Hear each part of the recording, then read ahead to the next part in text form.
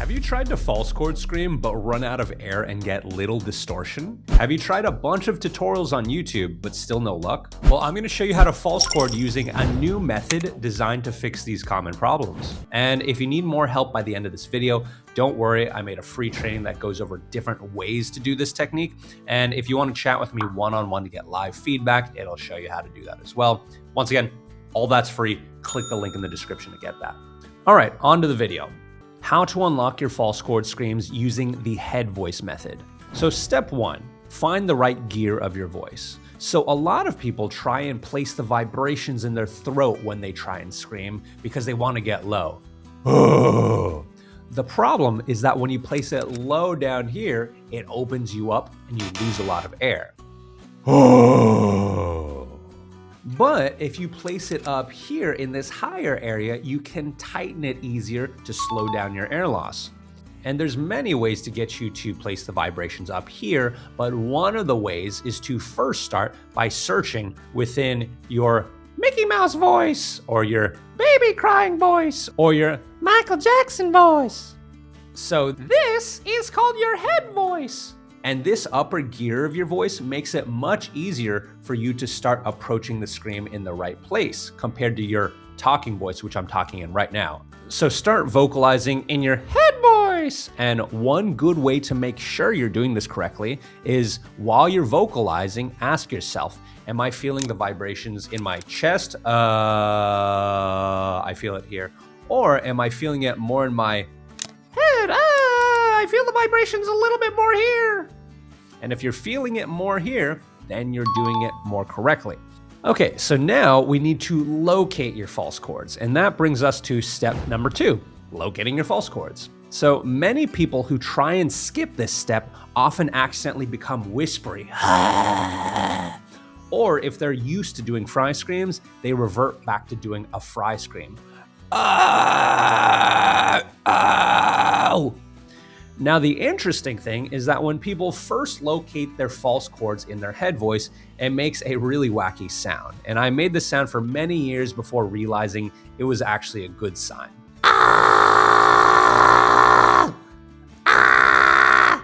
Kind of like a bird squawking.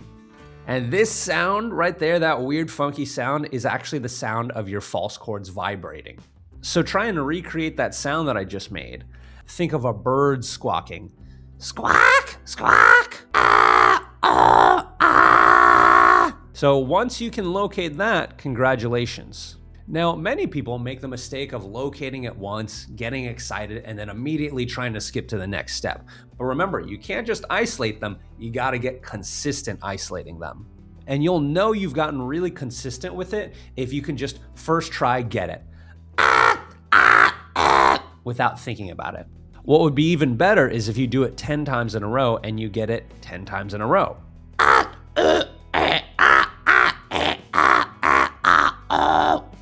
Okay, so once you can do that, and only once can you do that, then move on to the next step, tightening up.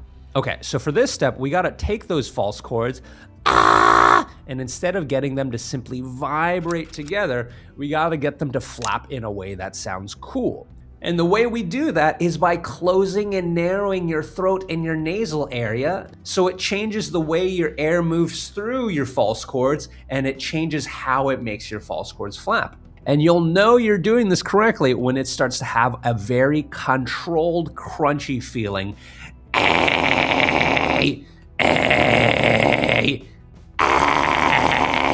Instead of a loose, floppy feeling.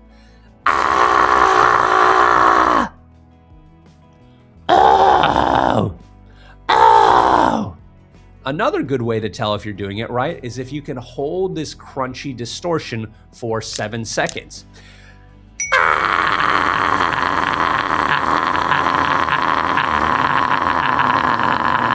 So technically, at this point, we can consider this a false chord scream, but many students get to this point and feel disappointed. They think to themselves, is this really it? But it's one thing to get the false chord distortion, but it's another thing to shape it in a tone that you like. And that brings us to the final step, step number 4. Okay, so many people end up with a goblin-y sound, but instead they want a more tough, open false chord sound. But when they try and switch from one sound to the other, then the scream falls apart.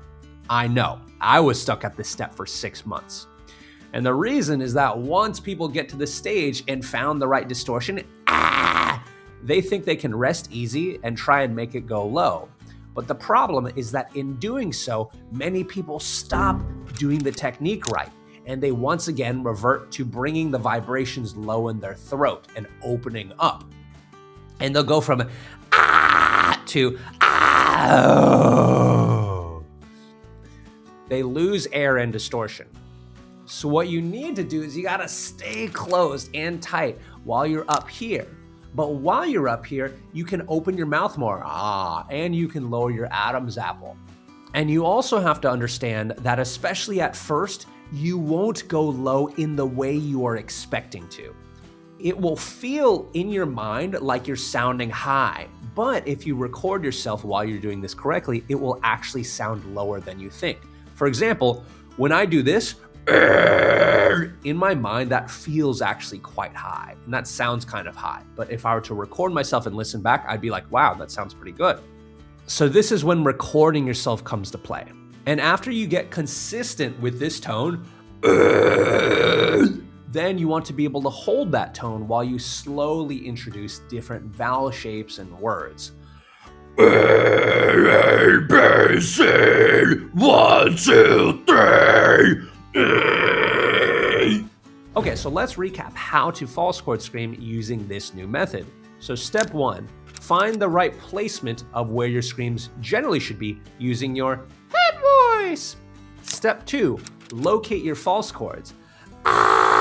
Step 3, tighten up your throat and your nasal areas until you get it to sound crunchy. Step 4, keep things tight while you open other parts of your throat to sculpt the tone to how you like.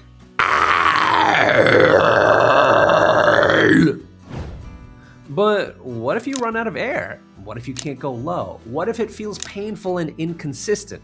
These are all very normal places to get stuck. If any of these problems sound like you, I've got a free training with deeper explanations and solutions. And it'll show you also how to get free live feedback from me on a one-on-one session. If you're interested in that, then check out the link in the description and I will see you inside.